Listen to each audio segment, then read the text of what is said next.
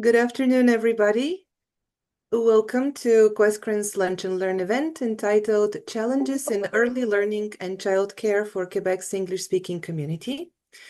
I'm Lina Shumarova, Research Associate at the Quebec English-Speaking Communities Research Network, QUESCREN, at Concordia University, and I will be moderating the event today. Before continuing, I would also like to acknowledge that while we meet today on a virtual platform, Concordia University is located on unceded Indigenous lands, and it is the Kanien'kehá:ka Nation who is recognized as the custodian of these lands and waters.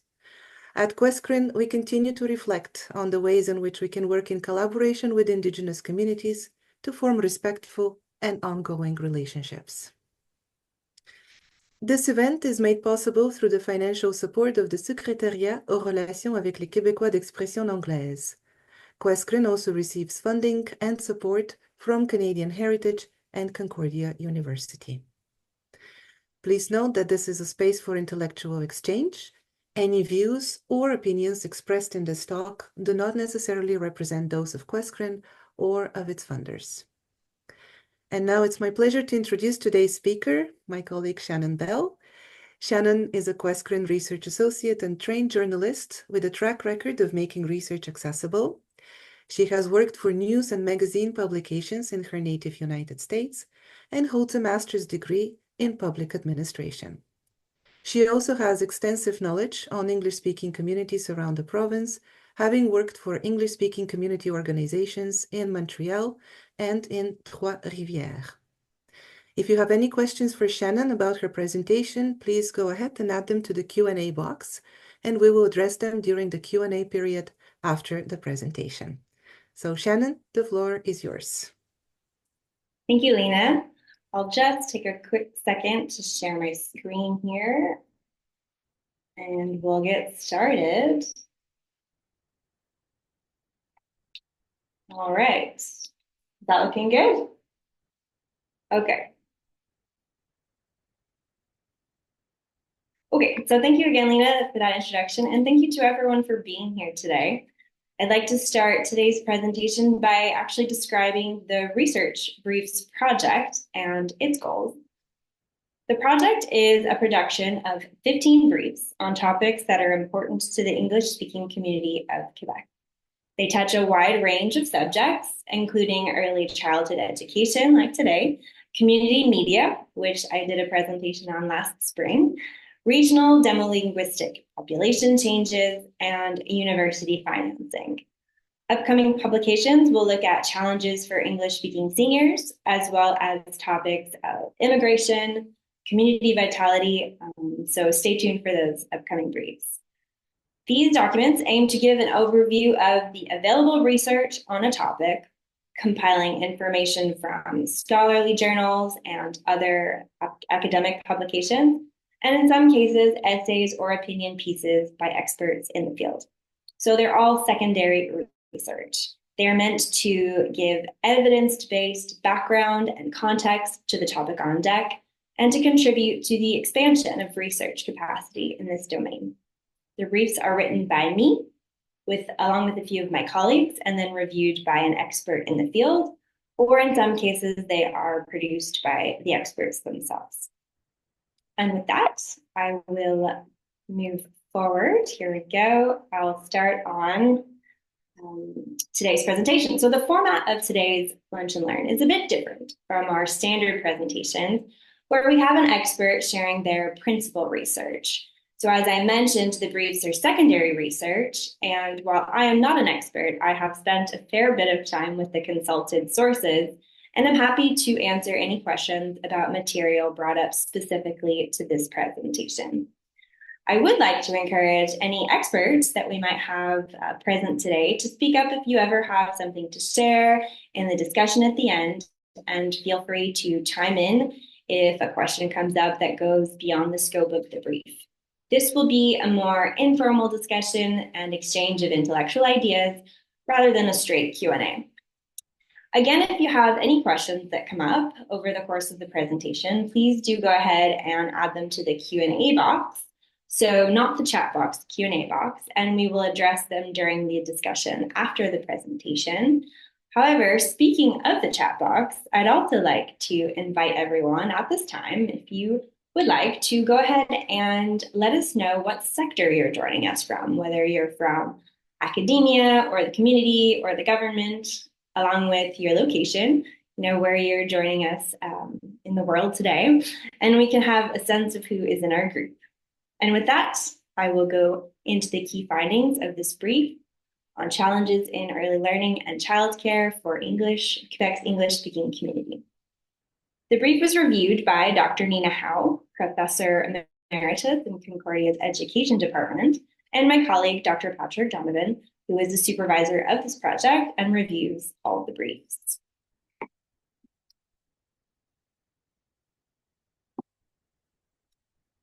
So one of the first things I noticed when I started diving into the literature is that it's a bit of an alphabet soup.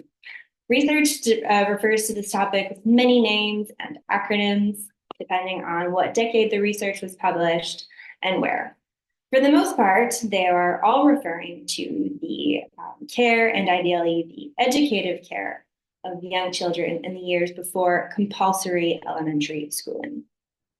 This brief perhaps goes without saying focuses on Canadian and Quebecois realities and uses the term most recently used in the literature, which is early learning and childcare. And this includes nursery school, preschool, daycare and CPEs, as well as kindergarten, which is not compulsory in Quebec and is classified as preschool or préscolaire by the Quebec Ministry of Education. Oops, I went a little too far in my slide. Sorry for the, go like this. There we go. Nope, too far ahead. Apologies. There we go. So before going into today's challenges for English speakers, it's useful to take a glance at the history of children being cared for outside of the home, as it does inform our understanding of how the programs evolved into what we know today. The literature shows that what might be more or less obvious, which is that the idea of childcare gained traction in the 20th century when women began working outside of the home. This ultimately led to the creation of a mix of public and private centers designed to offer both care and developmental programs. There's a bit of a lag. Okay, there we go.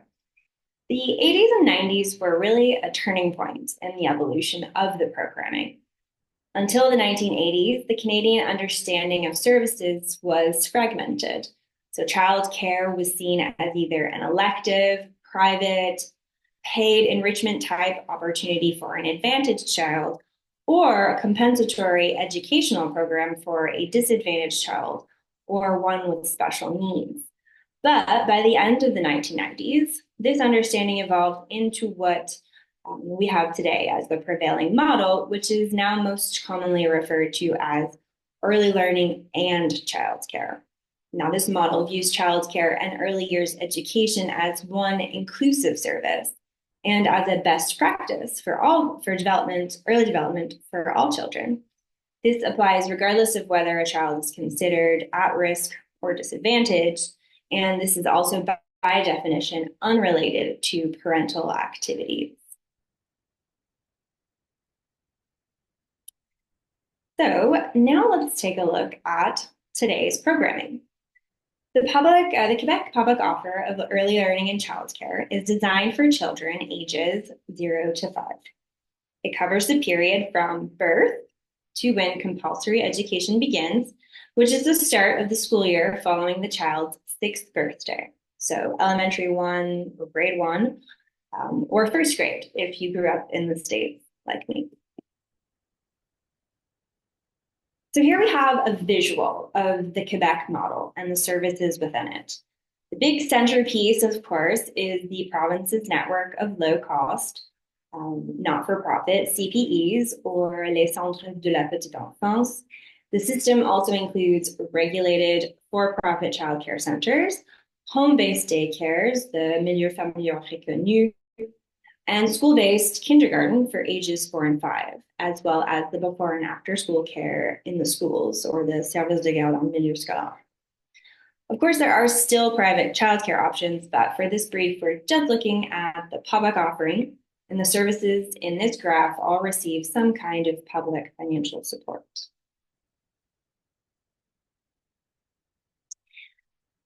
Okay, so this would not be a discussion about the Quebec model without spending a little time on CPEs.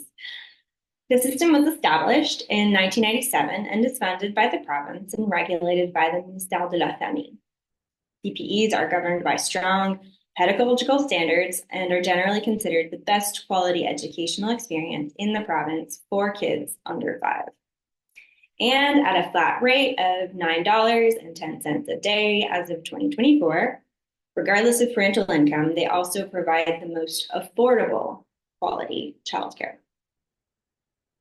However, the major pitfall of the system, as perhaps some of you may know, is that there are not enough physical spaces to accommodate every eligible child in Quebec.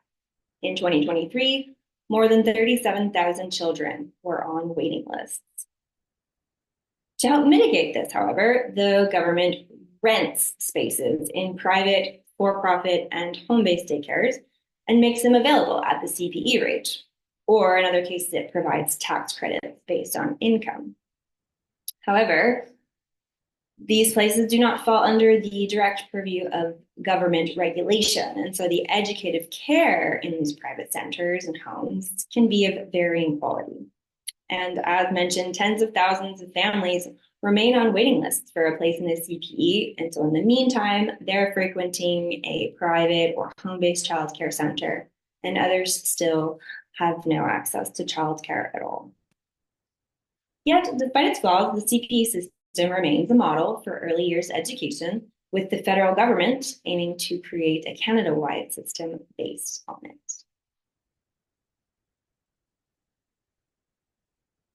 Moving on to K4 and K5, we're now under the purview of the Ministère de l'Éducation and not the Ministère de la Famille, which is an important distinction in the discussion of access challenges by language. This brief primarily discusses K4 programming as it is still developing, where the K5 program is an established one. There has been an increase in the offer for 4-year-olds in recent years.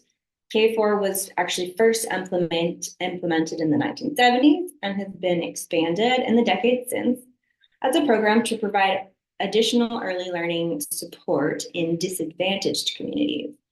The current provincial government has committed to a universal K4 program, so K4 for all children as K5 is, to provide early intervention for learning disabilities, but also to free up some of those CPE and childcare center spaces. The deadline for this goal, however, has been pushed back and the scope somewhat diminished, mostly due to a shortage of teachers. The plan for the 2022-2023 academic year was to have opened 1,610 classes, of which 1,586 were rolled out. So there were about 25 classes short there. And then now the current objective is 2,600 K4 classes by 2029-2030. And that has been pushed back from the original plan of 5,000 classes opened within 5 years of the program, which was announced in 2018. So for the most part, the reason for these adjusted goals is, as I mentioned, a shortage of qualified personnel, as well as some decisions to change standards to allow for the recruitment of less qualified personnel. Also, included in the public educational framework is access to developmental support professionals, such as speech therapists, remedial teachers, and school psychologists. However, the waiting lists for these are very long, particularly for speech therapy. And so CPEs and schools, in some cases, have referred families to the private sector to obtain these services. However, the province does not reimburse the private sector costs, even when these services are deemed essential for child development. And this could create a disparity in access depending on family resources.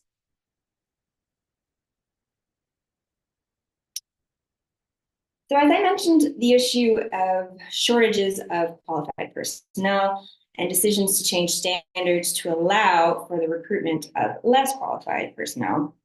And this topic has been examined in other studies, but it is kind of an extensive subject with several subtopics that will go into immigration and the hiring of foreign workers. And so this went beyond the scope of the current brief, which I wanted to keep short and more of an overview.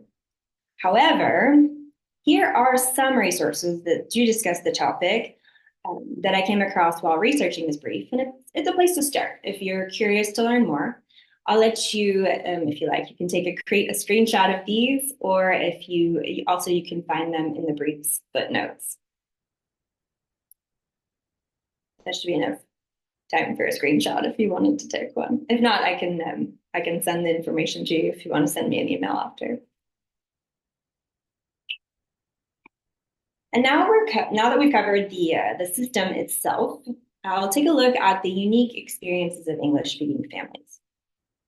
Specifically, they are affected by all the before mentioned issues, the CPE waiting lists, the lack of K4 program availability, the challenges accessing developmental support professionals in the public system, but all of this to a greater degree, because when you have a system with long waiting lists for everyone, adding more criteria, such as a language preference, will further limit your search results.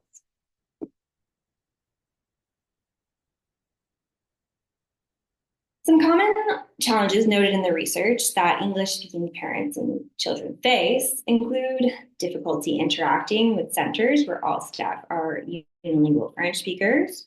English-speaking Quebecers are more likely than Francophones to grapple with socioeconomic difficulties, such as unemployment and low income, because when a parent is unable to work outside the home due to the lack of affordable childcare, it can take a toll on the family budget. Research also indicates that children from poor families are more likely to experience developmental challenges in their early years.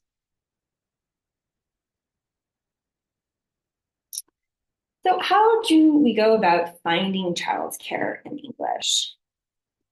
The Charter of the French language dictates which rights holders can receive kindergarten, elementary, and secondary education in English in Quebec, which are under the purview of the Ministère de l'Éducation. However, it does not discuss early learning and childcare programs outside the public school network, as in it does not make mention of childcare centers like CPEs. Meaning, theoretically, all Quebec children can attend English or bilingual CPEs for private daycares and nursery schools, which are under the purview of the Ministère de la Famille, as I mentioned. But where do we find them if you're looking for them? So the province runs a web registry called La Place 05 to facilitate and streamline the search of the centers. The site is available in French and English and pools public, nonprofit, as well as private, for-profit, childcare and preschool centers in the province. And it defines itself as a one-stop shop for such services. The Ministère de la Famille does not appear to keep data on its early learning and childcare programs by linguistic criteria. So I was unable to find out how many facilities across the province provide services in English. When the ministry opens a call for proposals to open a new CPE on a territory that's determined to have need, that determination is not made with the linguistic profile of the population necessarily taken into consideration. Also, CPEs are subject to the rules of any public organization under the Charter of the French language, and so they must conduct all correspondence with the public, including parents, in French. Additionally, the website, La Place 05, does not support sorting search results by language of instruction. However, parents seeking services by this criterion can apply a keyword filter to a search, but the results are pulled from descriptions that the centers produce themselves. So this makes the inclusion of linguistic information elective and not standardized. A multilingual group filter option is also available, categorized under the other heading in the long list that also includes whether a center offers cloth diapers or sporting activities. So details about the language indicated by multilingual are not provided, and it's unclear what languages are being referred to when applying such a filter.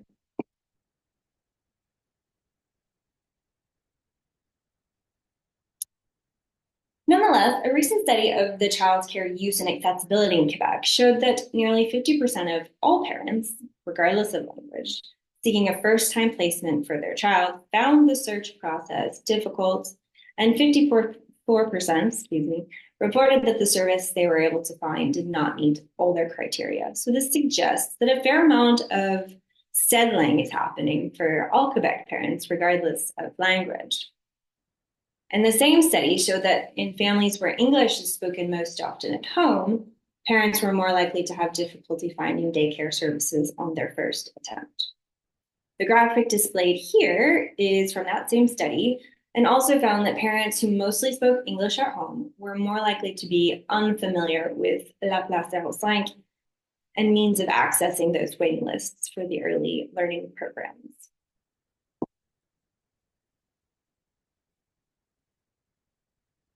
Now I'll turn my attention to the developmental support services.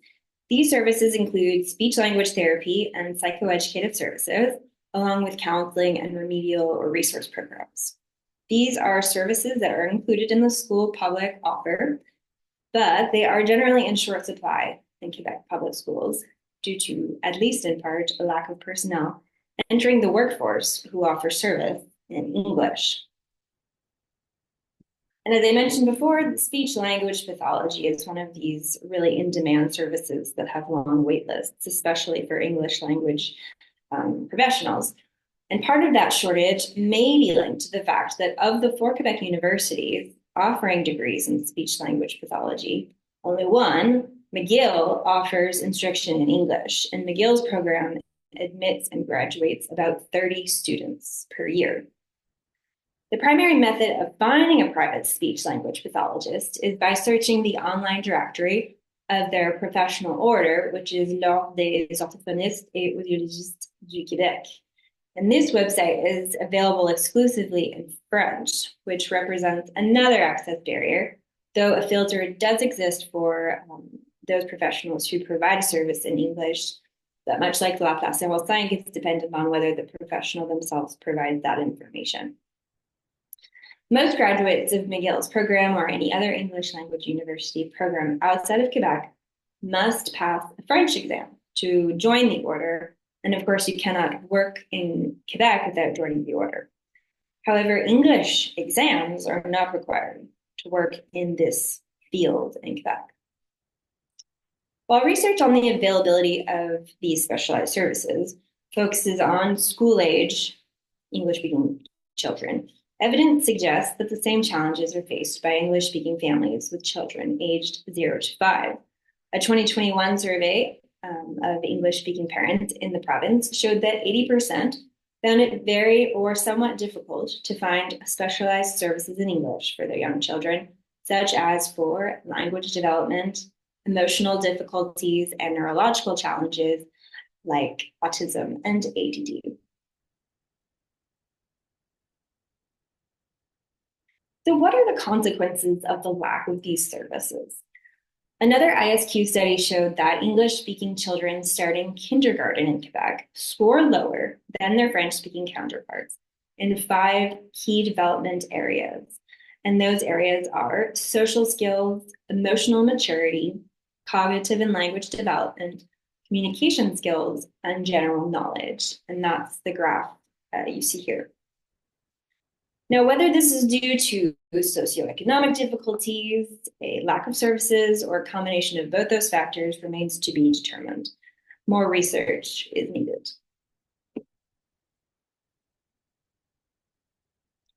Now I'll turn to what is currently being done to address the challenges. The challenges of English-speaking families have been noticed by the community and its leaders, namely the Community Health and Social Services Network, or the CHSSN, which is a government-funded organization that provides that groups nearly 70 provincial community organizations and leads programs and initiatives to address access gaps between English speakers and health and social services, including those for families with children ages 0 to 5. Through federal and provincial support, it funds a lot of community-led projects through programs such as the Healthy Early Years Hay Project. I tried to find a logo for that, but I couldn't. I really thought there was one, but that's the federal project, and it's included in the Canada's Action Plan for Official Languages. And then there's also Bright Beginnings, which is a similar but provincial-based program. And these programs cover a range of activities from postnatal and parental health to preschool curricula that's designed to enhance school readiness for English-speaking children. And the projects also develop skills for parents and community workers and include parent-child activities. So a lot going on. And while CHSSN and its partner organizations are helping the English linguistic minority with access limitations, it's important to note that they do not substitute for or aim to adapt government-provided healthcare services. So it's very much bridging gaps, but not filling them.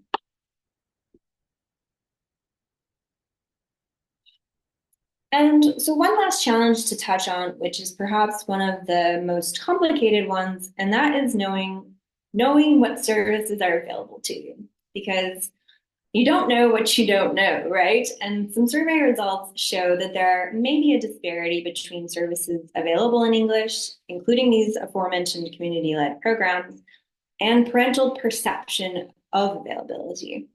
As I mentioned, many English-speaking parents are unfamiliar with La Place Neuf, which is the most popular way to locate daycare programs.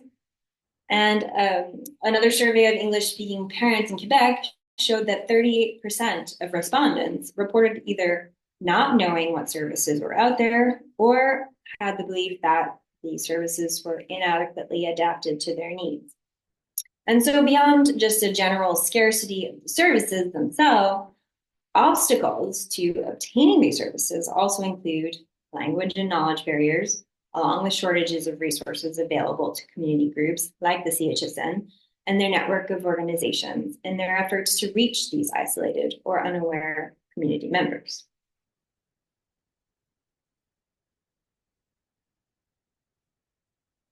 So what are some possible solutions?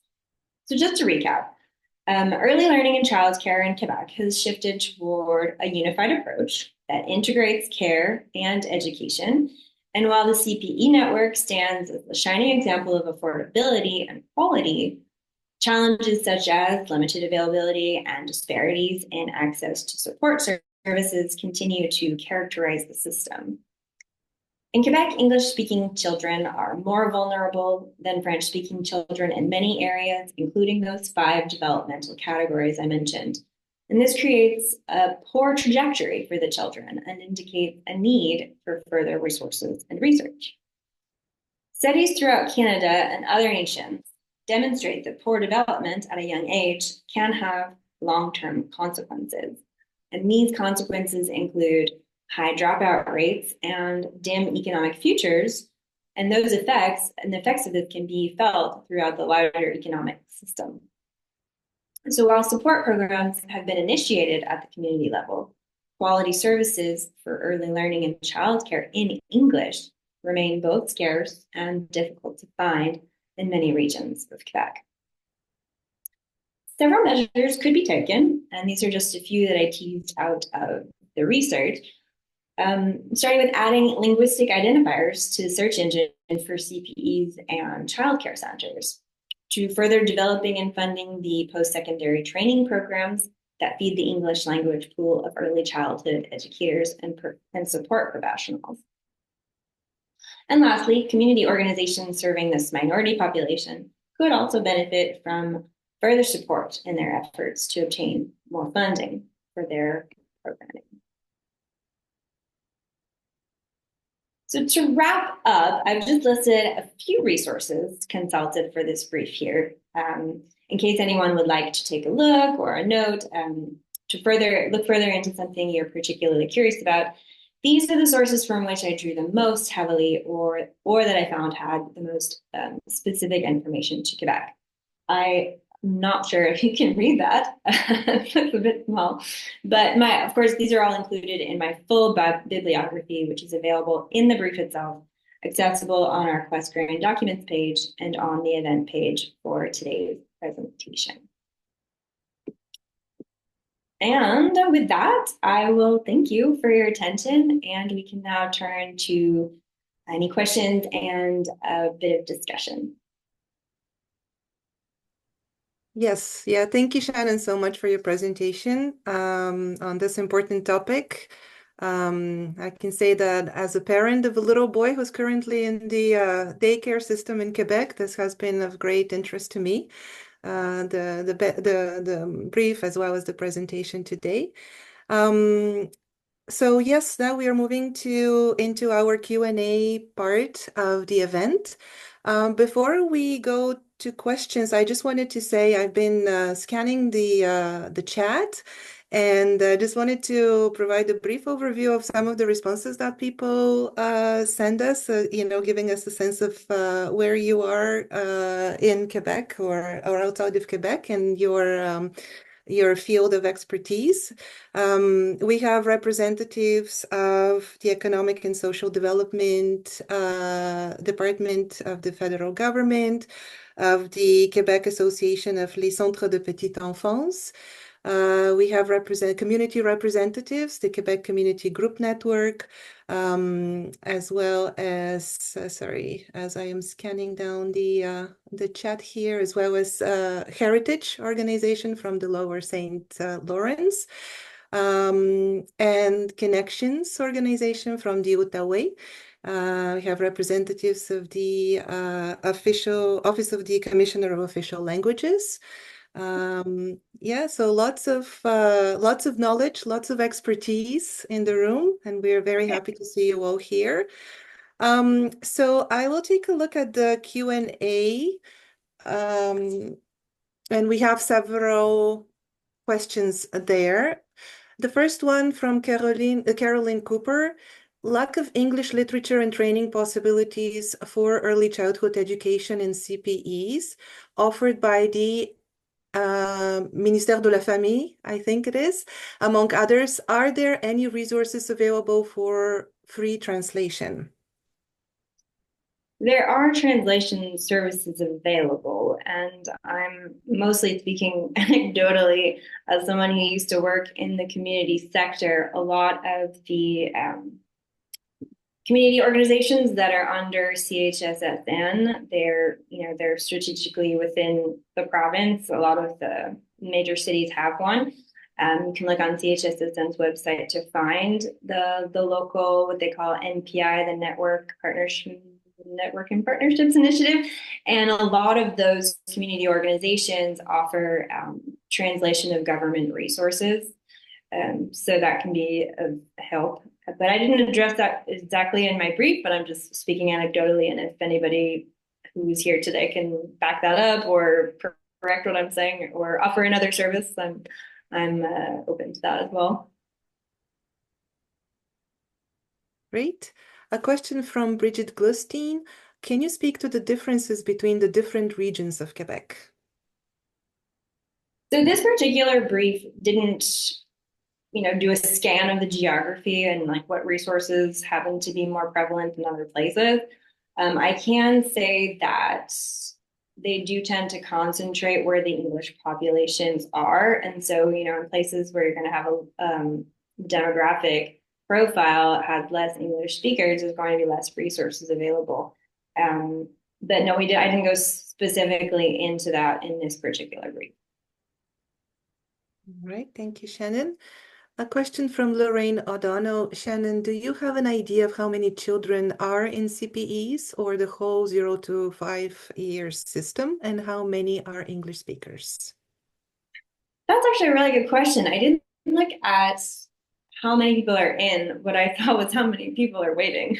So really a lot of the literature talks about what's missing a little bit more than what we do have. That would be an interesting statistic to look up, and one that I would be happy to do if people are interested and would like to know why. I'm happy to look that up. Thank you. Shannon, I have a question to ask. Um, could you tell us a little bit more about the role of community organizations in providing early learning and childcare for English-speaking parents specifically, both in Montreal and regionally? And as I mentioned earlier, we have representatives of community organizations from outside of Montreal who might also, want to maybe contribute part of the response to this question.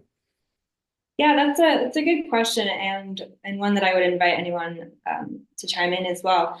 My understanding from looking at this, as well as my again anecdotal experience as an English speaking parent in Quebec, is that these community organizations are doing a lot of heavy lifting. They are getting financing from the government to do so. But there's a strain on their offers because there are a lot of people who, if you can't locate something and, it's not there, what can they do? But they do offer a lot of programs to, as I said, bridge the gap, the Bright Beginnings and the Hay programs, along with some other more smaller initiatives that are led in each individual community. So I would encourage people to go and look at, again, the CHSSN's website and locate if there are some community organizations near you that can provide more information on what's available. Because what is a major problem, as I said before, is that people just don't know these programs are even out there, and there's a little bit of a I don't know if hopelessness is the right word, but if you can't, you just think there's nothing there, and they don't go look for it, and it's hard to identify these people too. And so, yeah, so I would definitely direct people to those programs. And I see Anne Marie there. Hi, Anne Marie. And maybe I'll let you chime in if you have something to say.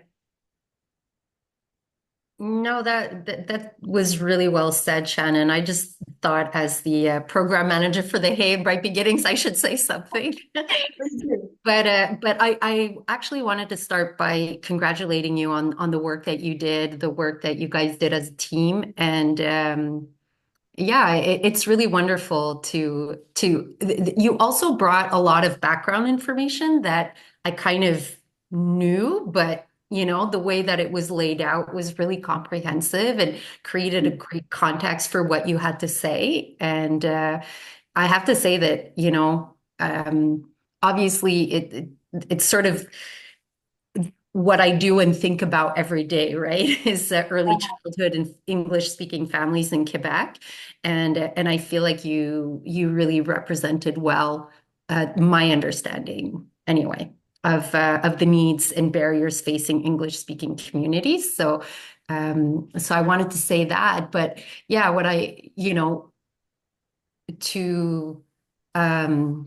to sort of add to what you were saying with regards to what English speaking communities are doing to support families and address the need for child development opportunities. There are small programs that are offered, but a lot of the times the funding is not sufficient, or, some of the regions have very large territories. We have a beautiful province. And as you said, the organizations that are supported by CHSSN, which are offering this programming, a lot of times are struggling with reaching families that are more geographically isolated.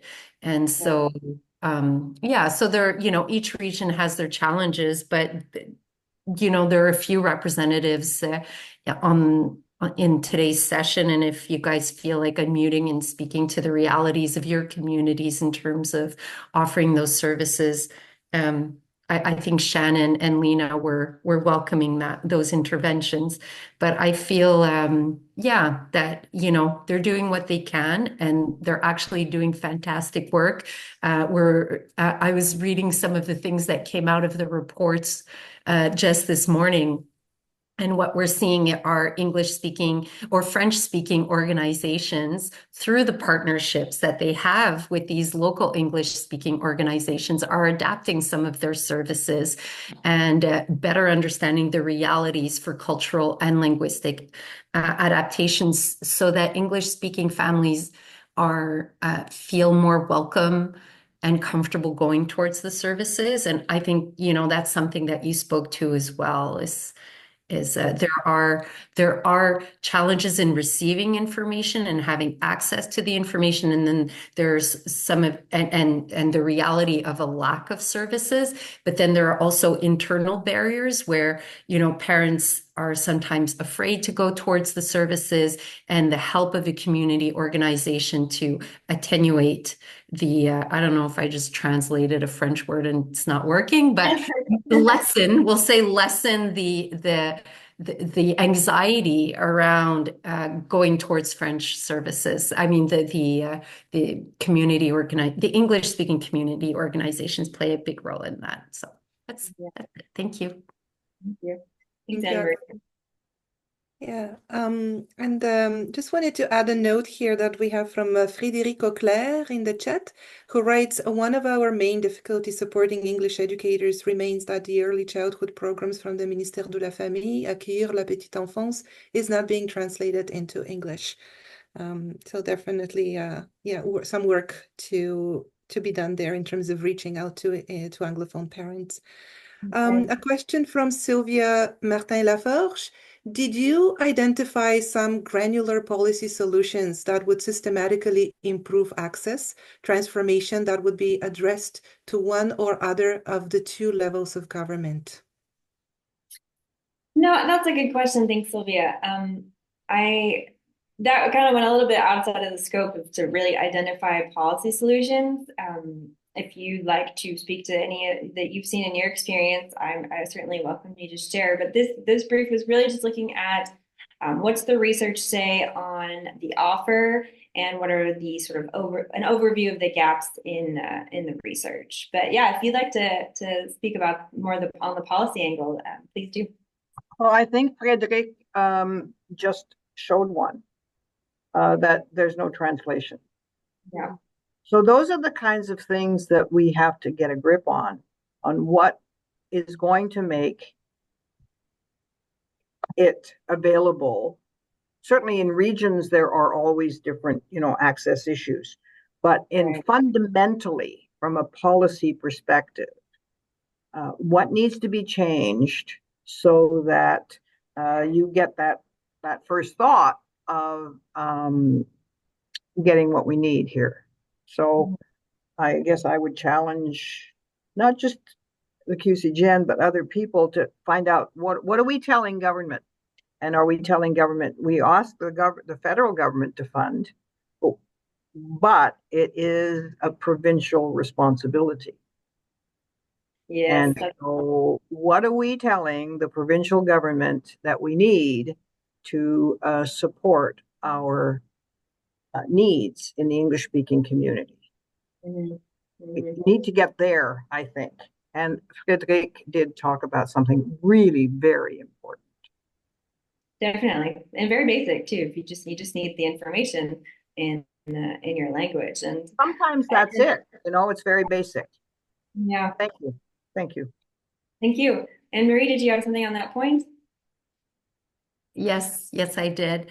I wanted to let you guys know that the Ministry of Families just put together a group of 20 provincial organizations to advise the minister on the realities of families, including vulnerable families, and the CHSSN has been asked to be a member. So Sylvia, I think that's going to be like a great step in terms of letting them know what the challenges are.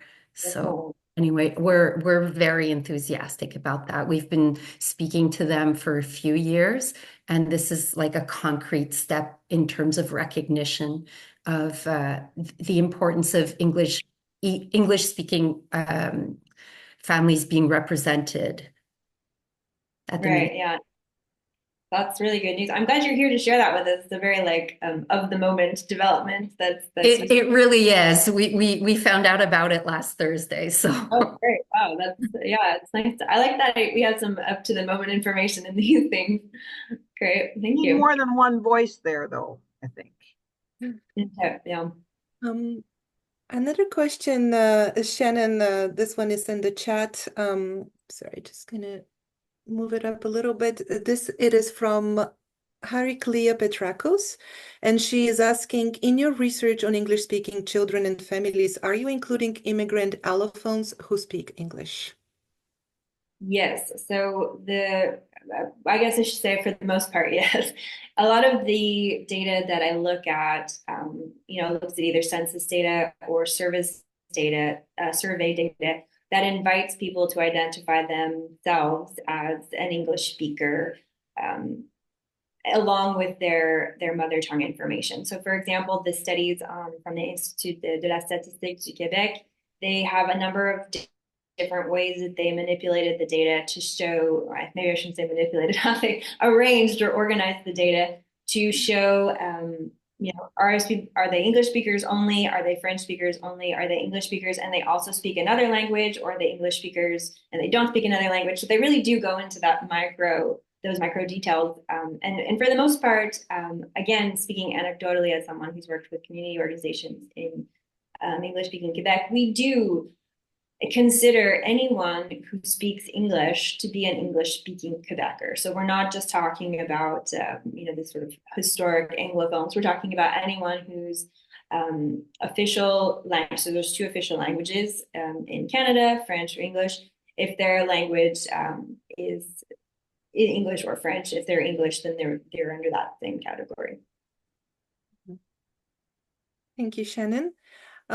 I believe Eleanor had her hand up earlier. Eleanor, if you would like to ask your question, Yes. please feel free to do so. Yes. Excuse me, I'm not, there's no, hi everybody. There's no Eleanor anymore. I'm now Miriam. I am taking place of Eleanor in the case in Drummondville. Okay.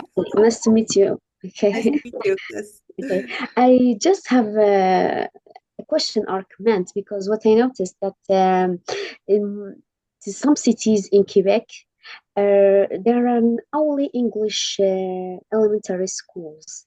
There is no secondary schools, so that the students and children they have to study in English language secondary school after they finish their primary school. They have to attend to a French secondary school because there is no post-secondary or secondary school in their cities. This is, I think, it's a problem for them and their parents. Also, I want to ask if they have the opportunity to continue their secondary school online, for example, under a program from another province like Alberta or Ontario, just online. Because So I'm sorry, are you asking a question or you were making the comment that you see that there are a lack of secondary English schools around the province? Is that what you're saying? yes, in my city there is just there is just one elementary school, English elementary school. There is no post-secondary or secondary schools here. Okay, I see. Well, what I would say to that, this brief is really looking at early learning for 0 to 5. So I can't speak to the details exactly of how that works. I invite anyone in the discussion who maybe works, if you know more about the Ministère de l'Éducation. But my understanding is that a lot of it is need-based. And so if the population, if there's not enough people, then they can't sustain having a building open. And in some cases, they've combined the English schools with the French schools. I don't know if it still exists. I know at one point in the Eastern Townships, they used to have the French and English high schools shared a building. So those kinds of end up happening sometimes when there's not enough people to fill a building, unfortunately. Yeah. Okay, thank you. Thank you. A question from Lorraine. What are some overall community vitality issues that might arise from the early childhood education challenges that you identified for English-speaking families? Oh boy, that's a good question. Since I didn't look specifically at community vitality, but as I mentioned, the consequences for children growing up with lower resources and a lack of accessibility to developmental support programs, this will have a greater effect on the economy as well and the society at large. And so I think it's pretty clear that when you look at even just the minority population having access challenges, you know, there are repercussions and reverberations felt by the whole community. And then when we're talking about like English speaking in Quebec specifically, education is a huge part of everyone's life. And especially from a young age, there have been a lot of studies that talk about, not necessarily for this particular project, but how the early, you know, 0 to 3 are some of the most important times for brain development in a child's life. And so if we don't have the proper resources in place for this age group, there's going to be quite a few community vitality issues to address when you're talking about lower socioeconomic status of families and just greater lack of accessibility to health and social services in general. I sort of rambled on there. If you want to speak a little bit more to that, Lorraine, please do. No, Shannon, I'm reflecting as I hear you and thinking, I think you've captured really well, but I wanted to just maybe have you underline, which you just did, how broad the negative impacts might be, because it seems to me you're identifying not just a problem for the individual young people, but for families in a sense of support and engagement, let's say, with the social and educational structures of the province.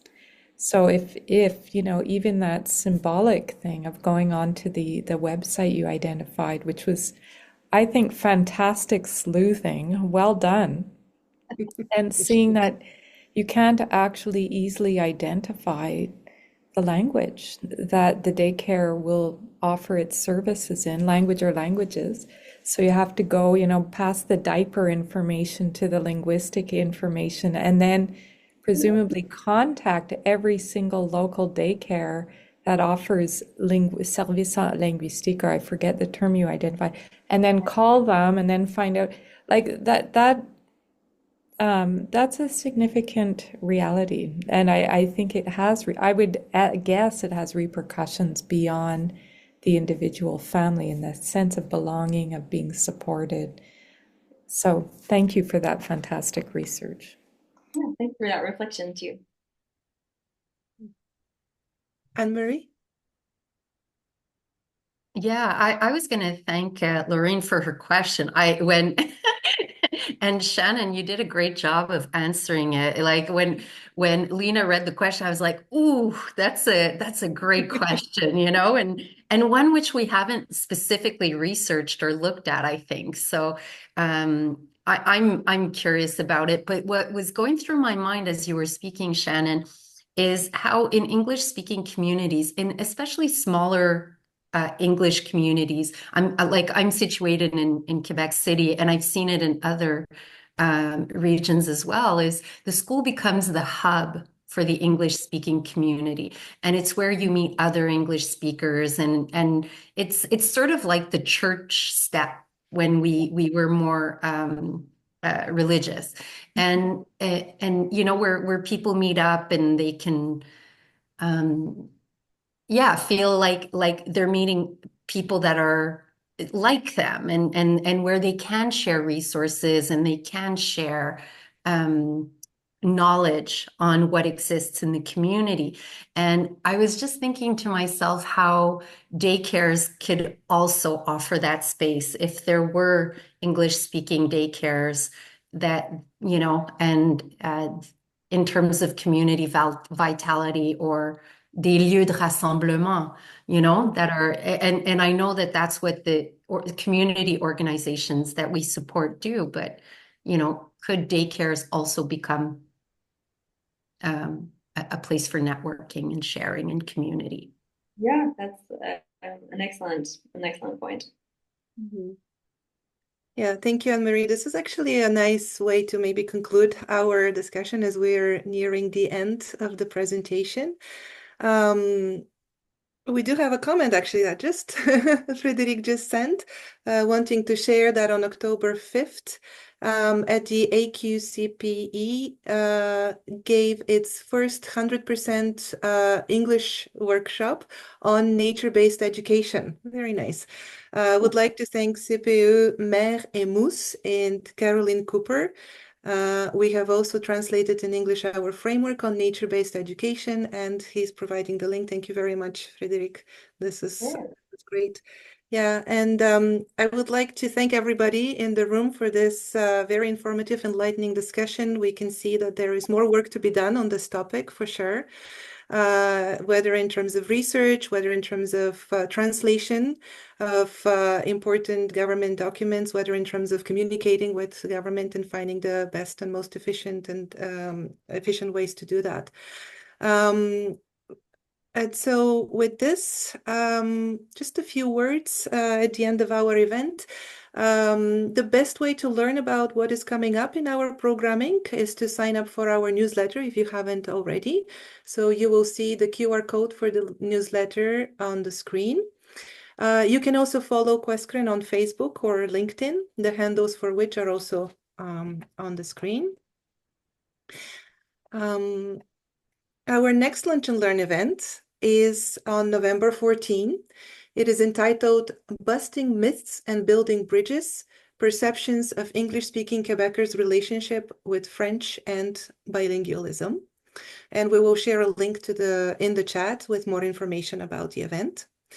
I want to thank again our speaker, Shannon Bell, as well as everyone who participated in the discussion, participated and attended the discussion today. In closing, we again recognize the financial support of the Secrétariat aux relations avec les Québécois d'expression anglaise and our funders and supporters, Canadian Heritage and Concordia University. And also thank you to my colleague, Anna Hunt, for her technical support today. Thank you again for being here, and we will see you next time.